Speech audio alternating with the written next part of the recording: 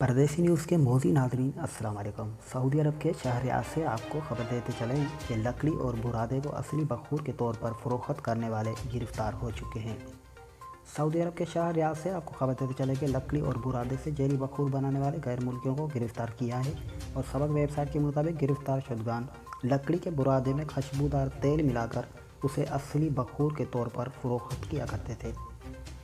Miss पटी ने अपने ट्विटर अकाउंट में कार्रवाई की वीडियो शेयर करते हुए कहा कि मज़कूरा अफराद ने एक घर की छत को जालसाजी कारखाना बना रखा था।